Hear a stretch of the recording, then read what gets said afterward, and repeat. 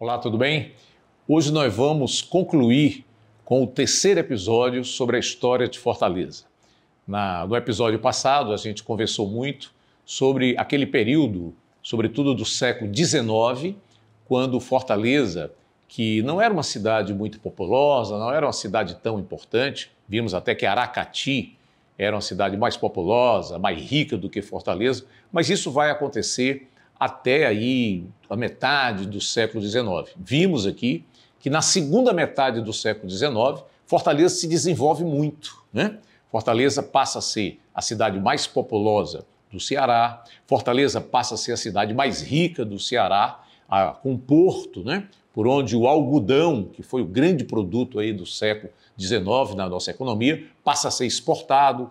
Esse porto ali na Praia de Iracema, né? Ali onde hoje nós temos ali a Ponte Metálica, ali a Ponte da Alfândega, né?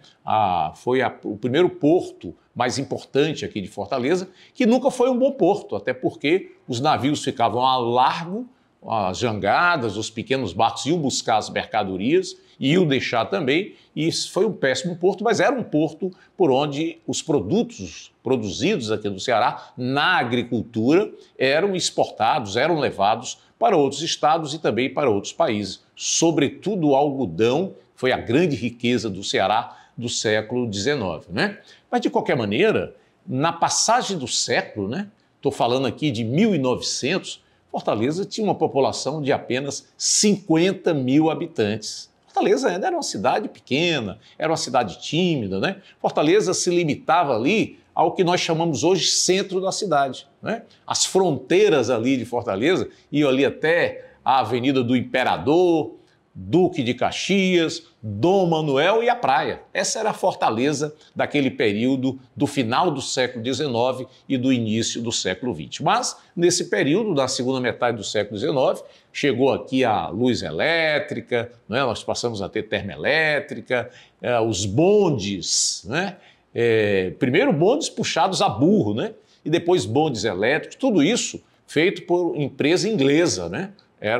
Não era empresa brasileira, não era nem empresa estatal, era multinacional que fazia todo esse trabalho. Tivemos os primeiros encanamentos, né? A água começa a chegar nessa região do centro da cidade, não é? Água relativamente tratada, né? Nós vamos ter uma modernização, as praças serão reformadas, o passeio público teve uma grande reforma em 1880, também ali a Praça do Ferreira sofre ali uma grande reforma nesse mesmo período, a Praça Marquês do Herval, que depois vai se tornar a Praça José de Alencar. Então, Fortaleza se restringia ao centro da cidade. Havia uma limitação, o Riacho Pajeú, né? Nas margens do Riacho Pajeú, foi criado o Forte Schönenburg, como nós já vimos, que virou o Forte de Nossa Senhora da Assunção, e aquele forte, em torno dele, deu origem o lugarejo que depois gerou uma vila. Em 1726, a monarquia portuguesa cria a vila, né? E a partir daquela vila é que nós vamos ter o desenvolvimento de o que seria futuramente a cidade de Fortaleza. Esse Riacho Pajeú, de certa forma, ele limitava muito o crescimento da cidade a leste. O Riacho Pajeú nasce ali, mais ou menos ali na Avenida Heráclito Graça, perto ali da Silva Paulé, José Vilar, não é? Nasce ali. E ele vinha até o oceano, até ali a praia de Iracema, não é? E do lado de lá, do lado leste da cidade, tinha muita dificuldade de ter desenvolvimento. É verdade que começa a ter ali o Colégio Imaculada, em 1864, né? O próprio Seminário da Prainha, né? Prainha é aquela área ali em frente ao Dragão do Mar, né? Hoje uma área muito conhecida, muito frequentada, Praia de Iracema, um bairro boêmio, né? Mas aquilo ali era um local ainda muito pouco habitado. O Riacho Pajeú, como eu disse, limitava. Do lado leste, quase ninguém passava, construía nada. As construções aconteciam ali em torno do que hoje nós chamamos o centro da cidade. Muito bem. Nós vimos que grandes prédios foram construídos no início do século, né? É o caso do Teatro José de Alencar, construído pelo então presidente da província, né? Que era justamente o Nogueira Ascioli, que governou durante 16 anos, e o seu grupo político governou durante 20 anos. Vimos também que naquele período nós tivemos o prefeito de Fortaleza, que naquela época se chamava intendente, que foi aquele que mais governou Fortaleza durante 20 anos. Os intendentes, que são hoje os prefeitos das cidades, eles eram indicados pelos presidentes da província, né? Com a proclamação da República, né? Esses intendentes eles eram nomeados pelos presidentes de províncias. Eles não eram eleitos pela população. No Império e no período da colônia, nós tivemos as câmaras municipais, que eram, sim, eleitas pelos chamados homens bons, né? Aqueles que tinham dinheiro, que tinham bens, só podia votar quem tinha bens. Aquilo era o chamado voto censitário. Mas com a República, os intendentes, que são hoje os prefeitos, eram nomeados, sim, pelos presidentes de província. Então, Guilherme Rocha, durante 20 anos, né? Durante o período em que Nogueira Ascioli governou, tinha a hegemonia, o domínio político do Ceará, Guilherme Rocha era o administrador de Fortaleza. E ele embelezou Fortaleza, embelezou as praças, né? E trouxe muitas conquistas para essa região do centro da cidade. Muito bem. Mas vocês estão lembrados que em 1930 houve uma grande mudança política no Brasil. Minas Gerais queria ter o candidato a presidente. Naquela época existia a chamada política café com leite. São Paulo e Minas elegiam quase todos os presidentes da República, né? E Minas queria ter, naquele momento, o presidente, candidato a presidente, até porque o presidente era de São Paulo, que era o Washington Luiz. Em vez de lançar o candidato de Minas, ele lança o presidente do estado de São Paulo, o Júlio Prestes. Aí há toda uma movimentação do Rio Grande do Sul. Getúlio Vargas era o então presidente do estado do Rio Grande do Sul, que seria hoje o governador do estado. Antônio Carlos era o presidente de estado de Minas Gerais, se unem, têm o apoio de alguns estados nordestinos, principalmente da Paraíba, que vai lançar o presidente do estado da Paraíba para vice-presidente, que era João Pessoa, e vocês lembram, há uma eleição, naquela época havia muita corrupção eleitoral, era o chamado voto em bico de pena, né? Não havia voto secreto, todo mundo sabia em quem o eleitor votava, né? Não havia, portanto, não havia justiça eleitoral, não havia regras claras, havia muita corrupção. E nessa eleição, Júlio Prestes vai vencer Getúlio Vargas na eleição. Muito bem, só que Getúlio Vargas não aceitou. Getúlio Vargas vai liderar um movimento argumentando que a eleição tinha sido corrompida, que tinha havido muito trambique, não é? E ele vai movimentar o Rio Grande do Sul, vai ter apoio dos estados do Sul, Minas Gerais e algumas localidades do Nordeste. E vai gerar o que se chamou a Revolução de 30, né? Um movimento revolucionário, uma insurreição, não é? Com apoio de militares, com apoio de algumas oligarquias estaduais, né? E esse movimento vai gerar a tomada de poder. O Washington Luiz, que ainda era o presidente, é deposto, Júlio Prestes não assume o governo, que foi o eleito, e Getúlio Vargas vai ser uma espécie de interventor, não é? Ele vai destituir o então governo do Brasil. É a chamada Revolução de 30. Esse período vai durar de 1930 a 1945. Durante aquele período, né, nós tivemos a chamada ditadura Vargas. Durante 15 anos, Getúlio Vargas governou o Brasil. Ora, nos estados, nós vamos ter uma intervenção federal. Getúlio Vargas vai destituir os governantes dos estados e vai nomear interventores. Foi o que aconteceu aqui no Ceará. Na época, vai assumir o governo do Ceará Fernandes Távora, que era o pai de Vigílio Távora, né? A família Távora teve políticos importantes nas décadas seguintes, ou governando ou sendo representantes no Legislativo do estado do Ceará. Pois bem, 1930, com a Revolução de 30, vamos ter aqui, no início, Fernandes Távora governando e depois outros interventores foram nomeados por Getúlio Vargas. O povo não decidia, não escolhia os seus representantes nesse período da ditadura. Muito bem. Ora, em 1934, Getúlio Vargas vai sancionar, né, vai promulgar, melhor dizendo, uma nova Constituição do Brasil, a Constituição de 1934.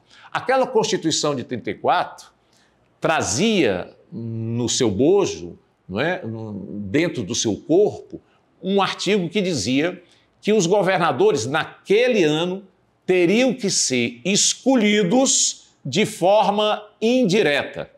Tanto o presidente teria que ser escolhido pelo Congresso Nacional, Getúlio Vargas, que já era o presidente revolucionário, ele tinha feito liderado a Revolução, em 34 ele vai ser escolhido pelo Congresso, portanto, uma escolha indireta para continuar presidente do Brasil. A mesma coisa teria que acontecer nos estados, não é? Aqui nós tivemos a escolha, não é, a partir de 1935, de Menezes Pimentel, escolhido pela Assembleia Legislativa para ser o governador de estado do Ceará.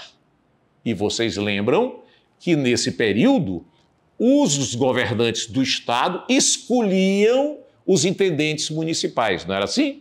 Pois bem, só que a partir de 1936 os prefeitos passariam a ser escolhidos pela população.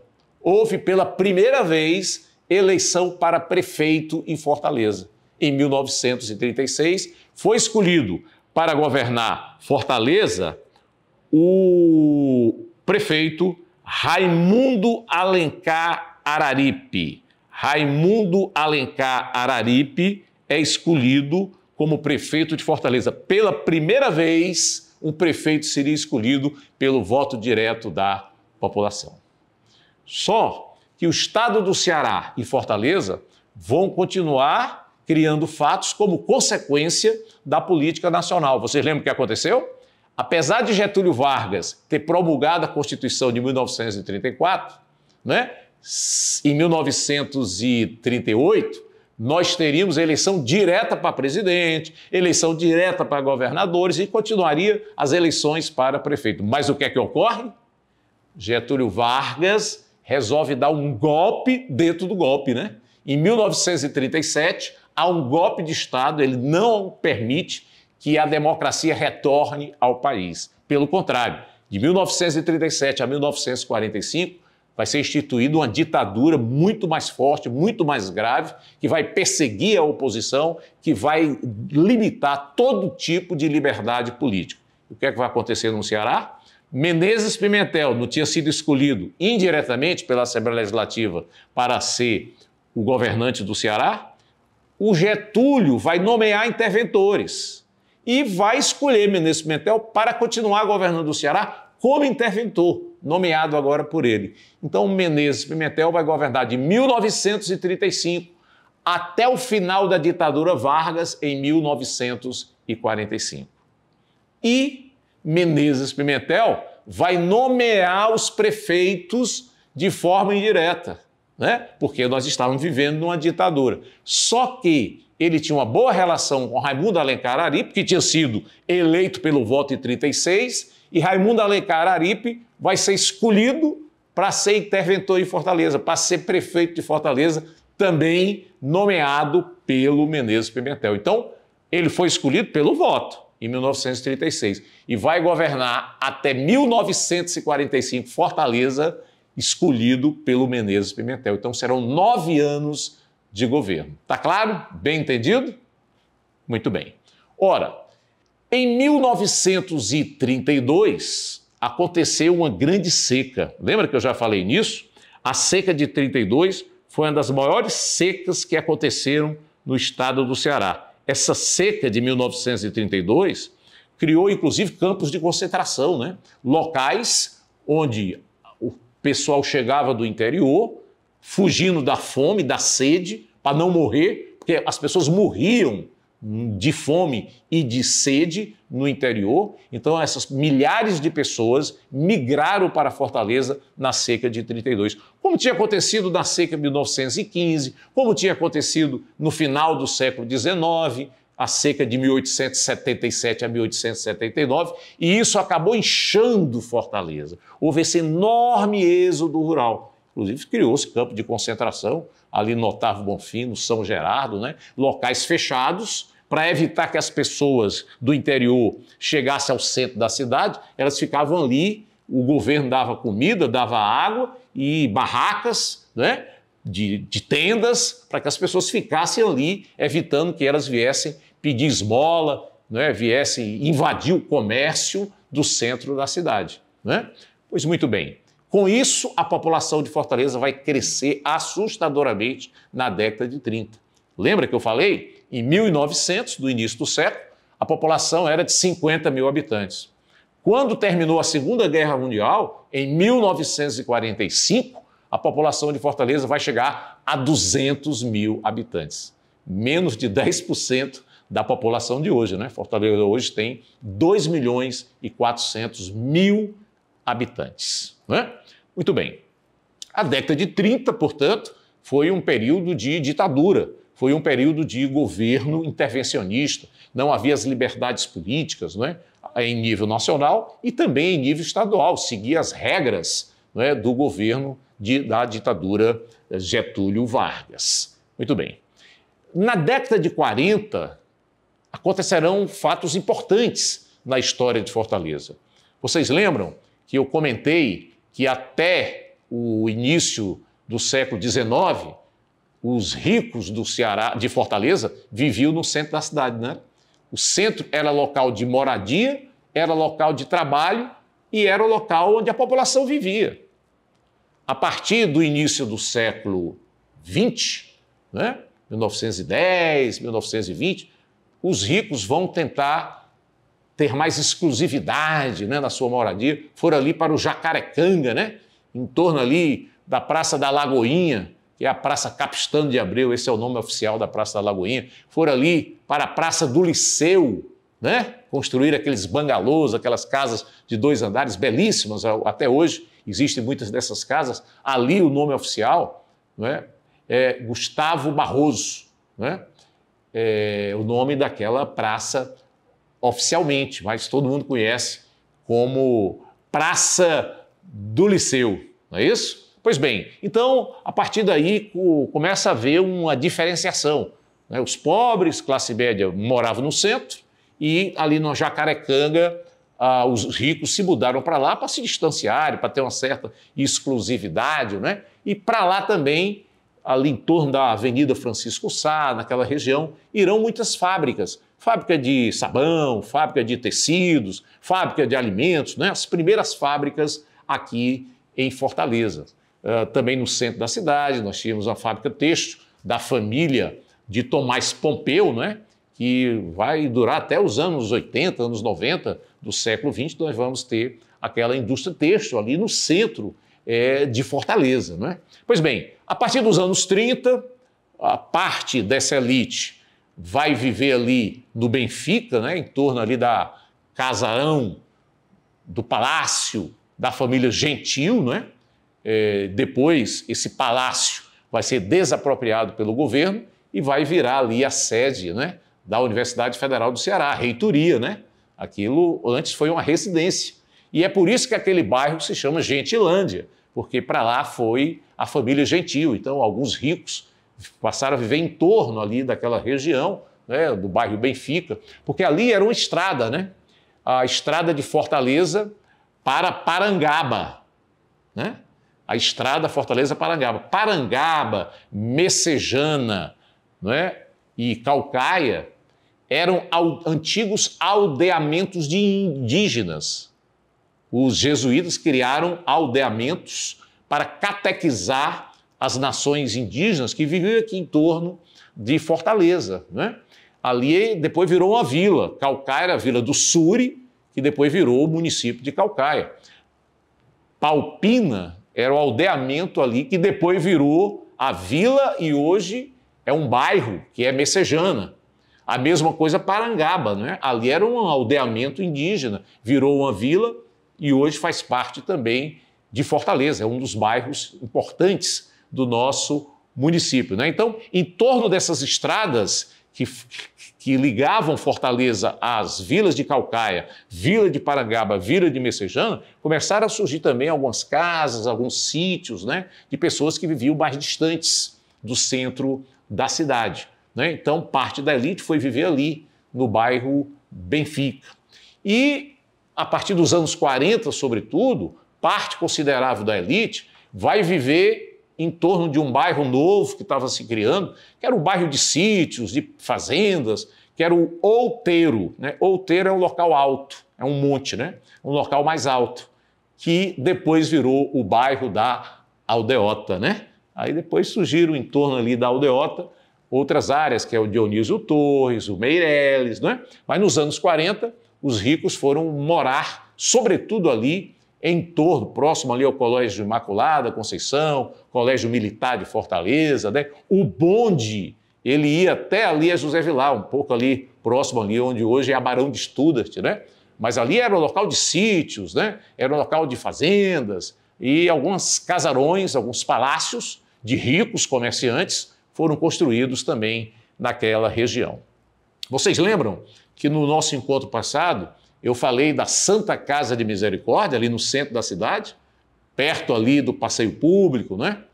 Perto ali daquele centro de turismo, muita gente chama de Insetur, porque era a sede da Insetur, o centro de turismo, de vender artesanato, né?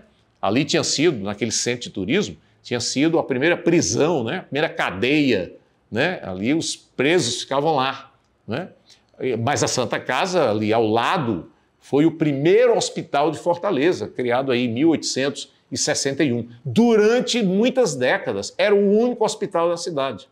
Somente em 1940 é que foi criado um outro hospital de emergência, a Assistência Municipal, naquela área onde depois seria criado o Instituto José Frota, né?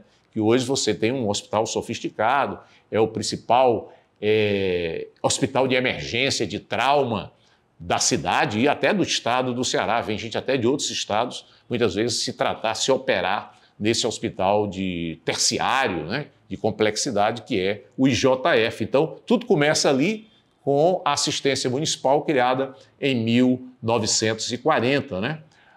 Ali no Benfica também vai ser criado o primeiro estádio público aqui de Fortaleza, que é o estádio Presidente Vargas. Né? 1941, é inaugurado o PV, na época do governo Getúlio Vargas. Depois, quando o Getúlio cai, é deposto, muda-se o nome, e depois, quando o Getúlio volta a ser presidente, o nome volta a ser Presidente Vargas, como é até hoje. Né?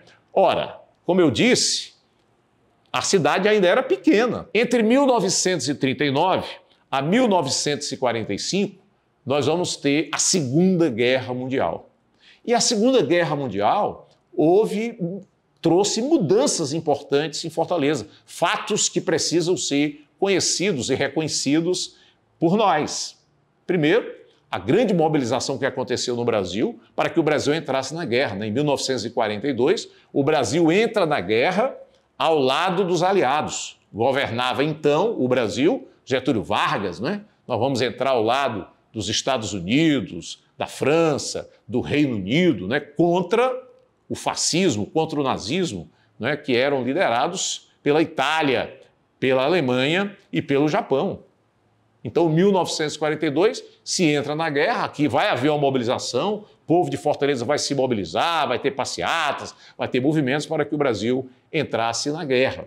E aí, Fortaleza foi escolhida pelos Estados Unidos, assim como Natal, assim como Fernando de Noronha, como Belém, para ter bases americanas, bases importantes para fazer a defesa dos aliados no Oceano Atlântico. Vamos lembrar que no norte da África também houve uma disputa, houve guerra, né, entre aliados e o eixo. E muitos aviões saíam daqui para o norte da África. Então, precisava-se de um local de base, sobretudo de base aérea, para os aviões americanos e combater, sobretudo, no norte da África. Né? Então, Fortaleza é escolhida como uma dessas sedes. É por isso que naquela área ali, né, o bairro chamava-se Mata Galinha, né, ali no Alto da Balança, ali na Aerolândia, daí o nome, né, Aerolândia, né, terra do avião. Ali se criou, se construiu uma base. Tinha já alguma coisa lá de pouso, uma pista de pouso, né, mas os americanos vão construir lá a sua base, né, para os aviões que iriam combater lá, sobretudo no norte da África. E lá, onde hoje é o bairro Pici, vai também os americanos construir lá um local de treinamento para os seus militares. Então, milhares de soldados passaram aqui em Fortaleza em algum momento, né, para combater na África e para ser um local também de defesa. Era preciso defender o Oceano Atlântico, sobretudo de submarinos inimigos, submarinos alemães que bombardeavam navios no Oceano Atlântico, né? E esses americanos precisavam de uma base aérea, o local de treinamento foi o Pici, a base aérea foi construída ali na Aerolândia, né, no bairro chamado de Mata Galinha, onde hoje ali é a região do aeroporto, Pinto Martins, mas eles também precisavam de um local para confraternizar, para relaxar, um local de diversão, onde no final de semana eles pudessem, na folga, né, eles podiam ter lá, fazer suas festas, suas reuniões. E, como nós vimos na aula passada, a Praia de Iracema tinha se tornado, nos anos 30, nos anos 40 do século XX, uma área onde os ricos tinham a sua segunda moradia. Viviam no centro, lá do Jacarecanga, mas tinham a sua casa de lazer, né, ali na Praia do Peixe, que eles mudaram o nome para Praia de Iracema, para ficar mais sofisticado, né? Pois bem, é verdade até que alguns ricos foram morar mesmo lá, ter a sua primeira casa ali na Praia de Iracema. E uma dessas casas mais bonitas, maiores de lá, chamava-se Vila Morena, né, de um comerciante Porto, que era um comerciante português, que tinha um comércio e que foi ter lá o seu local de moradia ali, onde hoje é o Estoril. Né? Essa casa foi alugada para os americanos e virou lá uma espécie de clube dos americanos, onde eles faziam festas, jantares, atividades esportivas, né? Ali na Praia de Iracema, nessa área que virou, na Vila Morena, nessa casa enorme, bonita, que depois virou o bar e restaurante Estoril. Né? Nesse período, os americanos chamavam principalmente as moças da alta sociedade, né? Ou mesmo da classe média, para participarem dessas atividades, dessas festas. E muitas dessas fortalezenses chegaram a namorar os americanos. Né? Ficavam ali no centro da cidade, das sorveterias, no cinema, ou então iam para festas lá onde hoje é o Estoril, né? E dançavam e brincavam, enfim, namoravam americanos, o que os fortalezenses não gostavam muito, ficarem enciumados, né? E essas moças eram chamadas de Coca-Colas. Por quê? Eram assim porque naquela época não havia ainda, Coca-Cola não era muito conhecida aqui em Fortaleza, no Ceará, não é? E os americanos traziam, né? Traziam essa Coca-Cola dos Estados Unidos e servia Coca-Cola nessas festas, né? Então as moças aí que acompanhavam os americanos, que os namoravam, eram chamados de as Coca-Colas. Depois, né, no carnaval de rua, ali na Dom Manuel, durante muitos anos, havia um bloco, né, de carnaval chamado Coca-Colas, né, em homenagem ou em lembrança a essas moças namoradeiras aqui de Fortaleza que tinham namorado os soldados americanos. Né? Então, a Fortaleza se mobilizou muito aí durante o período da Segunda Guerra. Né?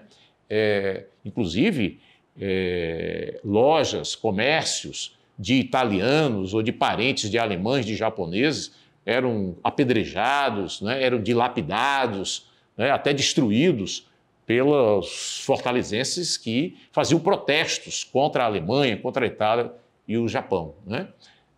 Uma dessas vítimas foi a família Fujita, que tinha uma floricultura. Depois a família Fujita ficou muito conhecida com médicos, com construtores, né? Pessoas da alta sociedade de Fortaleza, mas eles foram muito perseguidos naquela época a floricultura chegou a ser invadida, dilapidada por causa da descendência japonesa da família Fujita, já que o Japão, a Alemanha e Itália formavam o eixo que os aliados combatiam. Portanto, o Brasil ficou contra os países do eixo na Segunda Guerra Mundial. Como eu disse, Fortaleza não era uma cidade grande, mas cresceu muito até os anos 40, tanto que chegou em 1945 com 200 mil habitantes. Muito bem. Ora, nesse período também, né, as coisas aconteciam no centro, né? O comércio era no centro, o lazer era no centro. Em 1940 foi criado o Cine Diogo, em 1958 o Cine São Luís. Então, todas as classes sociais se divertiam no centro da cidade. Muito bem. Acontece que, quando termina a ditadura Vargas, né, em 1945, vocês lembram, o Brasil sai da guerra, os militares que tinham ido à guerra combater o fascismo e o nazismo chegaram ao Brasil e, juntamente com os políticos que queriam a redemocratização, lutaram e conseguiram o fim da ditadura Vargas. Né? Em 1945 acaba a ditadura. Ora, logo depois, né, vocês lembram que em 1945 houve eleições para presidente do Brasil e também haveria eleições para governador de estado e voltou a eleição para prefeito de Fortaleza. É tanto que em 1947 há uma eleição. Naquela época havia 3 grandes partidos políticos, né?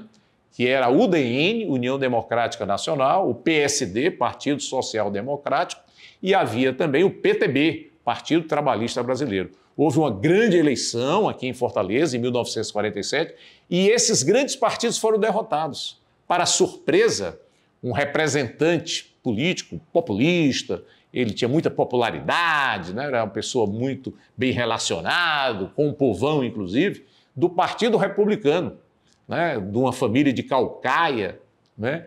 Vai ser eleito prefeito de Fortaleza em 1947. Acrísio Moreira da Rocha. Né? Bom, Acrísio Moreira é eleito em 1947, naquela época o mandato era de 4 anos, sem direito à reeleição. Né? Em 1951, vai ser eleito Paulo Cabral, que era um radialista, depois chegou a ser dirigente dos Diários Associados, né? Ele se elege prefeito de Fortaleza, vai governar até aí 1955. Né? Em 55, volta a ser prefeito Acrísio Moreira da Rocha, que era, como eu disse, um político muito popular. É tanto que ele foi prefeito em 2 mandatos. Né? E ele vai investir muito na modernização de Fortaleza, né? Vai investir para o crescimento da cidade. Nessa época, Fortaleza já não era só o centro da cidade, né? Começavam a surgir os bairros, sobretudo em torno dessas estradas, né? Daqui para Parangaba, né? Já tinha surgido ali o Benfica, e surgem aqueles bairros em torno da estrada até chegar a Parangaba. Para Messejana, a mesma coisa, a estrada Fortaleza-Messejana, começa a surgir os bairros em torno dessa estrada. Fortaleza-Caucaia, vão surgir todos aqueles bairros, né? Presidente Kennedy, Antônio Bezerra, São Gerardo, né? Aqueles bairros em torno dessa rodovia que ligava Fortaleza a Caucaia. Nessa época era longe, né? Se chegar, demorava, e os bairros passaram a ser criados nessa região. A área leste estava começando a crescer, não é? Em torno ali do bairro Aldeota, onde os ricos compraram terrenos, onde havia sítios, onde havia fazendas, e aquela região também começa a crescer. Depois do segundo mandato de Acrísio Moreira da Rocha, né, em 1958, é eleito Cordeiro Neto. Era um militar, chegou a general, tinha sido secretário de Segurança, ficou muito conhecido que, como secretário de Segurança, ele colocava os presos para trabalhar, né? Era o homem da lata, né? Porque ele botava os presidiários para trabalhar, levava aquelas latas com alimentos, né, para comer na hora do almoço, por isso que era considerado o regime da lata, né? E construiu-se, por exemplo, a perimetral desse período do governo Cordeiro Neto. E o Cordeiro Neto vai iniciar uma obra importante que será inaugurada no governo do prefeito seguinte. Em 1962 se elege Murilo Borges, que vai governar até o 1966. Nesse período, inicia-se no Cordeiro Neto e é concluído pelo Murilo Borges, a beira-mar. Lembra que eu já comentei aqui? Até a Segunda Guerra Mundial, antes, a praia não era valorizada. Quem morava na praia eram os pobres. Só a partir dos anos 40, né, que a Praia de Iracema vai ter essas residências de pessoas ricas, normalmente era uma segunda residência, e às vezes até era a primeira residência deles. Não é? Ali começa a se valorizar a praia. Os prédios de Fortaleza foram construídos de costa para a praia, porque não se valorizava a praia. Era um local de lixo, era um local de pobreza, era um local de prostituição, era um local de jangadeiros, né, que vendiam aquele peixe, ou então o porto ali na praia de Iracema. Depois da Segunda Guerra Mundial, finalmente, Fortaleza vai ter um porto de vergonha, né? Vimos que até então era ali a ponte metálica, ou ponte da alfândega. Se tentou fazer um porto, até melhorar uma área ali também, que era, na verdade, uma espécie de viaduto, que era a ponte dos ingleses, né? Mas foi abandonado aquela ponte dos ingleses, ela não chegou a ser concluída, até porque era um local muito ruim também. Os navios continuavam ao largo, né?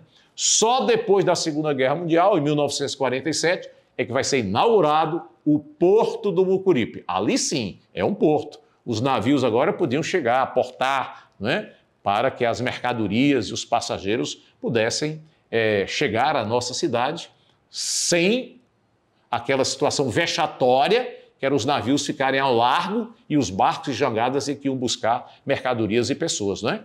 Então, só depois da Segunda Guerra é que o Fortaleza passou a ter o porto ali na enseada do Mucuripe, né? Então, a beira-mar foi construída ali no final dos anos 50, no início dos anos 60. Foi inaugurada já no governo do prefeito Murilo Borges, né? Aquela primeira beira-mar. Ali não havia prédios, havia poucas casas, né? Pequenos comércios, né? Era um local de jangadeiros, de moradias de pessoas pobres. Não era um local de luxo, como hoje é, não é? A Avenida Beira-Mar é hoje a área mais cara da nossa cidade, mas como as praias não eram valorizadas, não é somente aí depois da Segunda Guerra, é que as pessoas começam dia de domingo a tomar o seu banho de mar, começam a fazer algum tipo de esporte na praia, jogar futebol. Isso é coisa que começa a partir, sobretudo, da Segunda Guerra Mundial, a partir dos anos 50 e nos anos 60, com a beira-mar, isso vai atrair as pessoas para ter comércios, para ter pequenos restaurantes, né? E até mesmo moradias próximas ali à beira-mar. Muito bem. Nós vamos ter na nossa cidade, está aí um pouco, algumas fotos aí do porto, né? Para vocês terem uma ideia da importância que foi ter o porto do Mucuripe. Aqui o PV, Presidente Vargas, né? É um estádio que já tem aí mais de 80 anos, né? Foi criado em 1941 e depois teve várias reformas, né?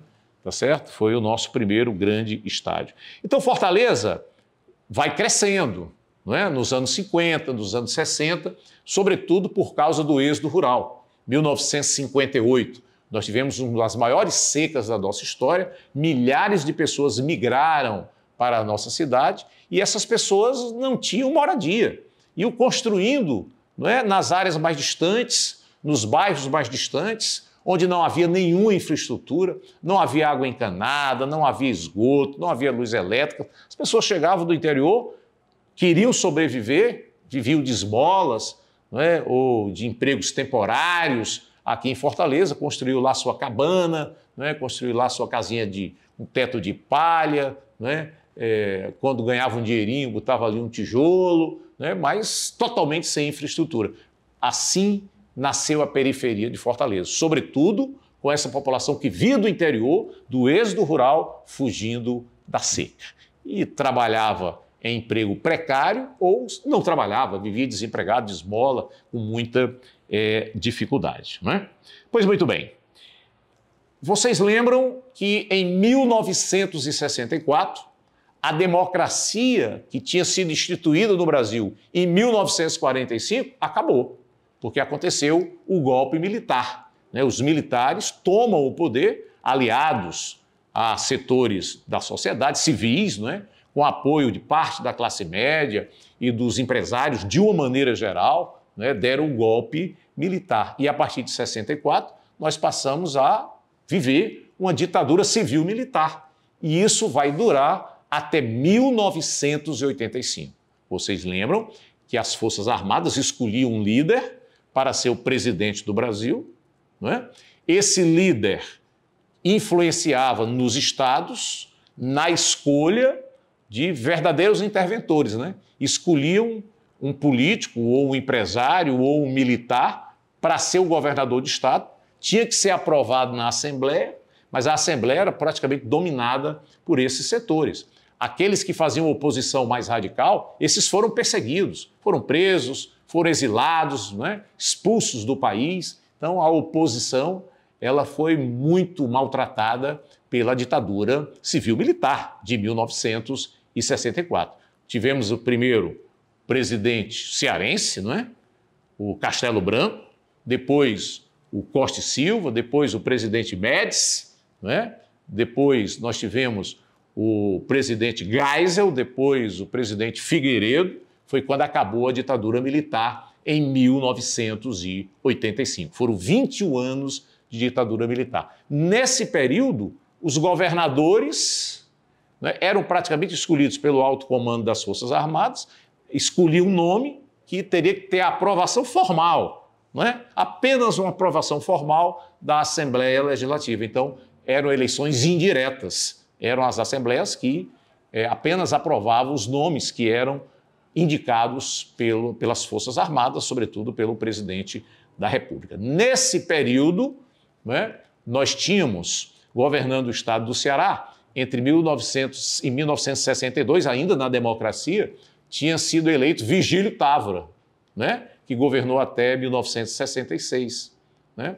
A partir dali, foi eleito Plácido Castelo, né, governador do estado.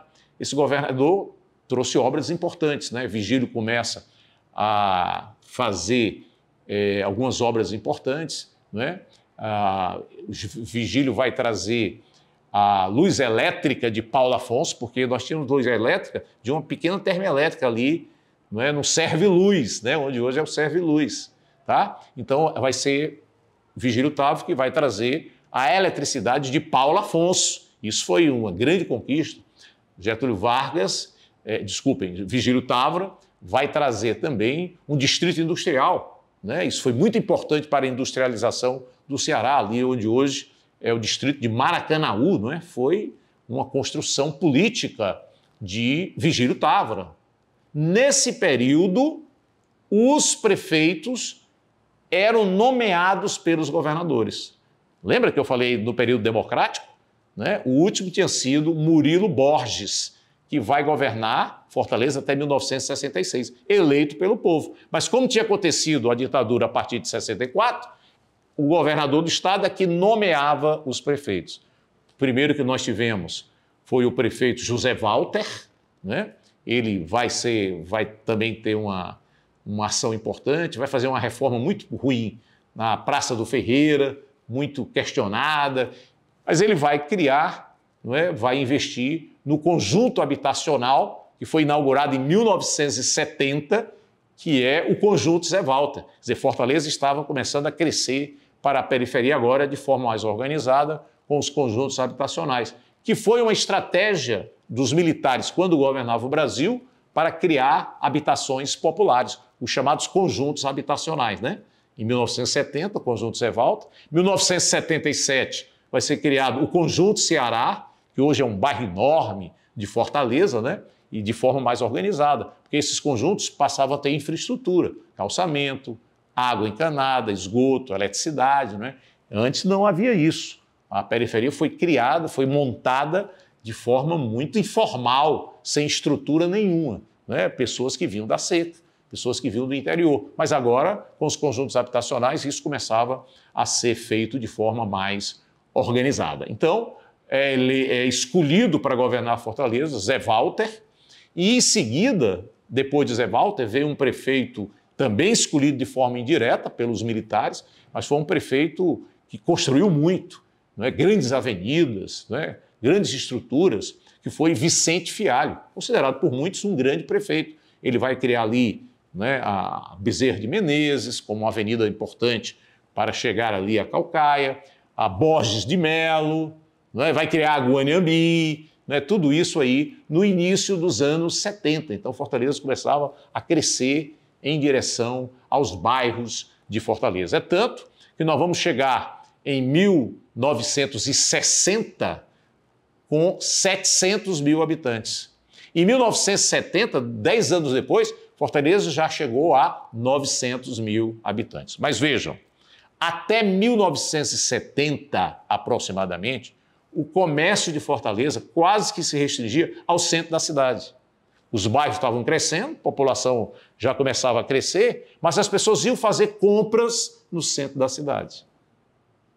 Em 1974, vai acontecer um fato muito importante. Em 1974, vai ser criado o primeiro shopping center de Fortaleza. Primeiro shopping center de Fortaleza, não é? O Center 1, 1974. Né? Já vai fazer agora 50 anos no ano que vem. Isso foi importante porque a partir ali do Shopping Center 1, o comércio começa a vir também para a Aldeota. E por causa dessas avenidas que foram criadas a partir ali de Vicente Fialho como prefeito, parte do comércio vai sair do centro e vai também para os bairros. O Montese começa a ter um bom comércio, em torno ali da Bezerra de Menezes, né? Também começa a ter um bom comércio, em torno de Messejana, em torno de Parangaba. Então o comércio ele começa a se diversificar. A gente pode afirmar que só depois dos anos 70 é que Fortaleza vai ser uma cidade polinuclear. Até então, o núcleo central era o centro, né? Nós vamos ter vários centros. Isso vai ocorrer somente a partir dos anos 70. Até os anos 70, as famílias moravam em residências, ou no centro da cidade, já estavam se distanciando, estavam indo morar também nos bairros, mas quase ninguém morava em apartamento, em prédio de apartamento, né? A partir dos anos 70, esses prédios começam a crescer, a surgir. A Beira-Mar, até o final dos anos 70, tinha 3 prédios. Hoje, você não tem nem condição de contar quantos prédios tem ali na Beira-Mar. Praticamente só é prédio, né? Até o final dos anos 70 tinha 3 prédios. Então, por quê? As pessoas moravam em casas, moravam em residências. Eram acostumados com aquela coisa do interior, de ter o quintal, criar galinhas, às vezes trazia um carneirinho do interior, criava ali no quintal, tinha jardim, né? Essa era a prática das famílias pobres, das famílias de classe média, e as elites moravam em mansões, em grandes casas, né? Até palacetes aqui na Aldeota, né? Rico não morava em apartamento até os anos 70 do século XX. Muito bem. Ora, como eu disse, a ditadura militar ela vai até 1985. Então nós tivemos vários prefeitos que eram escolhidos pelo governador, né? É como se fosse assim um secretário de Estado. Como eu disse, o primeiro deles foi Zé Walter, depois tivemos Vicente Fialho, depois Evandro Aires de Moura.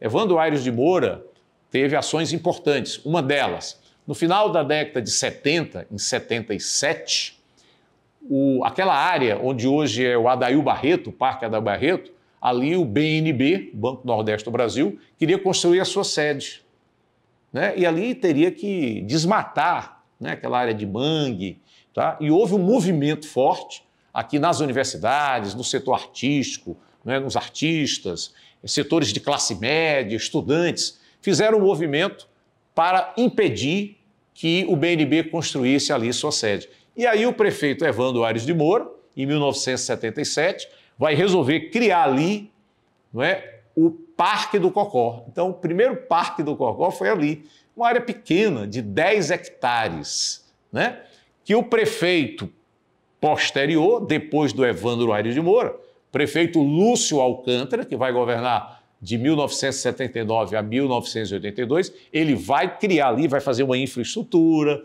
vai fazer uma urbanização e vai criar o Parque Adail Barreto, em homenagem a um político chamado Adail Barreto, que foi um dos líderes daquele movimento, morava ali perto, né? E liderou, foi um dos líderes do movimento para a criação de um parque em vez da sede do BNB. É assim que começa a luta pelo Parque do Cocó, né? Começa ali, em 1977. 40 anos depois, em 2017, finalmente o Parque Estadual do Cocó foi realmente criado, regulamentado pelo governador Camilo Santana, né? Hoje, o Parque do Cocó ele atravessa Fortaleza. Começa na fronteira com Maracanaú, ali no Anel Viário, né? E atravessa em 20 quilômetros, acompanhando o Rio Cocó, até a foz do Rio Cocó, entre Cacipesca e Sabiaguaba, né? São 1.581 de área verde, né? Isso já está garantido, mas essa luta começa aí, em 1977, e somente 40 anos depois é que essa grande conquista vai ser obtida pelo povo de Fortaleza, o Parque Estadual do Cocó. Muito bem, então, Lúcio Alcântara foi um prefeito importante, porque ele criou áreas de lazer, os polos de lazer, né? A Lagoa do Opaí, a Parangaba, várias áreas de lazer, né, e de esporte serão criadas, urbanizadas por Lúcio Alcântara, né, e vai governar até 1982. Nesse período, 1982, é quando se retornam as eleições para governadores de forma direta. Né? A primeira eleição direta para executivo, permitida pela legislação, ainda no regime militar, foi em 1982, quando há uma aliança dos chamados coronéis da política do Ceará, Vigílio Távora, César Calles e Adalto Bezerra, vão se unir, não é? E lançar Gonzaga Mota como governador na eleição direta, e ele vai vencer as eleições, né, contra Mauro Benevides, que era o candidato do MDB, que era o Movimento Democrático Brasileiro, que era o partido de oposição. Nessa época, a antiga Arena, Aliança Renovadora Nacional, que era o partido aliado dos militares, quando eles governaram o Brasil do período da ditadura, tinha passado a ser PDS, Partido Democrático Social. Então, Gonzaga Mota é eleito em votação direta pelo povo nessas eleições de 82. Mas os prefeitos continuavam a ser escolhidos pelos governadores. É tanto que esse foi um período muito tumultuado, porque entre os coronéis houve uma divisão, né? Houve um rompimento, né? Vão ser escolhidos vários prefeitos, né? O último deles foi César Neto, foi um deles, e o último deles foi Barros Pinho, né? Era um deputado conhecido, né? Popular, e ele foi o último prefeito do período em que os prefeitos eram indicados pelos governadores. Em 1985, vai acontecer finalmente o retorno das eleições diretas para prefeitos das cidades consideradas capitais ou de segurança nacional. As demais cidades já tinha havido a permissão de eleição direta, né? Mas para prefeito de capital e cidades consideradas de segurança nacional, somente em 1985 é que isso ocorre. E vai acontecer uma eleição muito interessante em 1985. Por quê? Havia candidatos muito fortes, um deles era Paz de Andrade, do MDB, Lúcio Alcântara, que já tinha sido prefeito nomeado, né? Agora estava se candidatando a prefeito, e apareceu uma deputada que no começo ninguém acreditava que ia ganhar as eleições, mas que no final da campanha foi crescendo e na véspera chegou a disputar com os outros dois, mas ninguém acreditava que ia ganhar, né? No dia da eleição, ela derrota Paz de Andrade e Lúcio Alcântara. Essa deputada chama-se Maria Luísa Fontinella, que foi a primeira mulher a se tornar prefeita de uma capital. E ela se candidatou pelo PT, pelo Partido dos Trabalhadores. Era uma deputada já no segundo mandato, muito popular, muito querida, professora universitária, uma grande oradora, empolgou a cidade e ganhou as eleições em 1985, né? Maria Luísa Fontinelli. No entanto, Maria Luísa, apesar de ter ganhado as eleições com uma grande maioria, com uma grande votação, ela não conseguiu fazer uma boa gestão.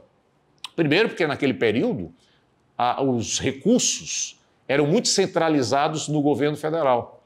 Os estados e municípios dependiam muito do governo federal, né? E o governo federal, naquela época, ainda em 1900 até 1985, eram os militares que governavam. O último deles foi o general Figueiredo. Em 85, há uma eleição indireta, não é? O Congresso Nacional, com representantes dos deputados estaduais dos estados, através de um colégio eleitoral, elegem Tancredo Neves para presidente e José Sarney vice. Vocês lembram da tragédia. Tancredo foi eleito de forma indireta, mas não assume. Quem assume é justamente o vice, José Sarney. E o José Sarney era do MDB, né? A Maria Luísa era do PT. Então não havia uma convergência ideológica, de posições entre a prefeita e o presidente. Ela recebeu pouco apoio do presidente Sarney. Em 1986, finalmente, nós tivemos aqui uma vitória da oposição para o Estado, né? Se candidatou para governador do Estado pela oposição, pelo MDB, não é? O empresário Gereissati. E o que é que vai acontecer? Tássio Gereissati é eleito, derrota os coronéis, que lançaram como candidato Adalto Bezerra, mas também o Tássio Gereissati era do MDB. Não havia uma relação política fértil, boa, entre a prefeita Maria Luísa e Tássio Gereissati. Então não houve muito apoio também do governo do Estado para a gestão da prefeita Maria Luísa. E os recursos eram centralizados. Ela não tinha receita, ela não tinha recurso. E também houve muita inabilidade política da então prefeita, que não tinha maioria na Câmara Municipal, não conseguia aprovar quase nada, não é? Foi uma gestão de moralização, de tentativa de organizar do ponto de vista administrativo, havia muito empreguismo na prefeitura, ela tentou moralizar, e isso acabou gerando também muita oposição a ela. A maioria da Câmara fazia oposição, a imprensa colocava os problemas da cidade que ela não conseguia resolver, até porque foi uma gestão de apenas 3 anos, né? Foi de 85 até 1988. Em 1988, na nova eleição para prefeito, Tássio Gereissati lança o seu líder do governo para candidato a prefeito de Fortaleza, Ciro Gomes, se elege em 1988. Começa a ter muito apoio do governo do Estado, do governo federal, até porque havia uma convergência política e ideológica, né? Em pouco mais de um ano ele organiza muito a gestão e sai da prefeitura para ser candidato a governador em 1990.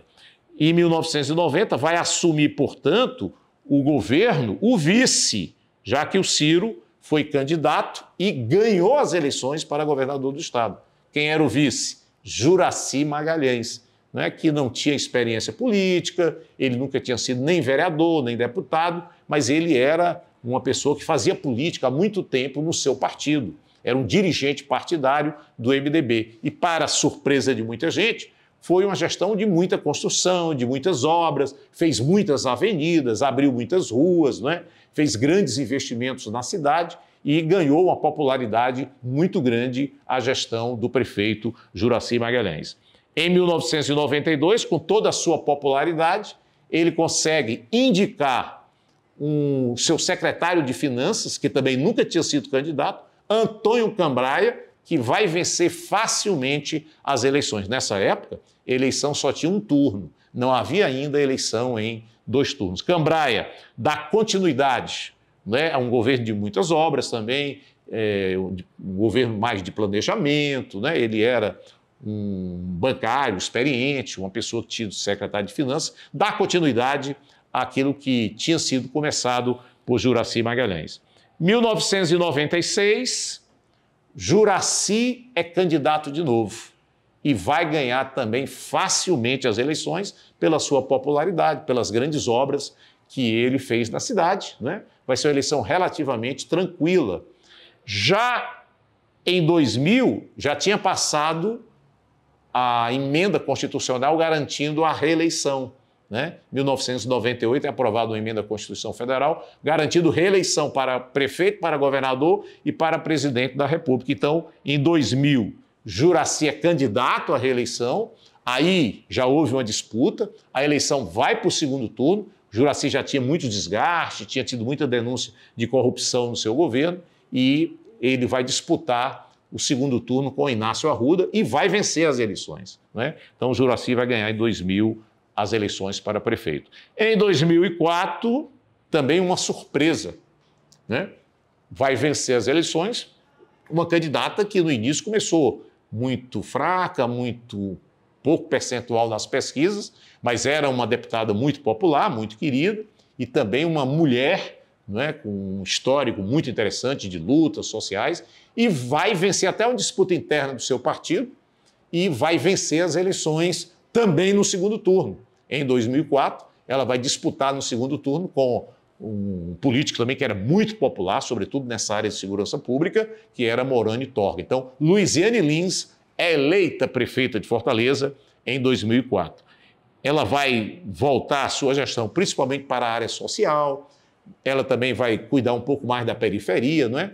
Vai criar o CUCA, que é o Centro de Arte e Cultura, lá na Barra do Ceará, vai criar ali na Barra do Ceará, naquela área, a Vila do Mar, uma área de urbanização na periferia, onde a população moraria no próprio local, não é? E não seria levada para conjuntos habitacionais, como era a praxe, como era o comum aqui em Fortaleza, e vai investir na área da saúde, na área do esporte, né, na área da educação, e vai ter popularidade, é tanto que vai ganhar a sua reeleição em 2008 no primeiro turno. É verdade que ali havia uma aliança muito forte, já com o governador, que era o governador Cid Gomes, que tinha sido eleito em 2006 e apoiou fortemente Luiziane em 2008. Já em 2012, vai haver uma grande disputa.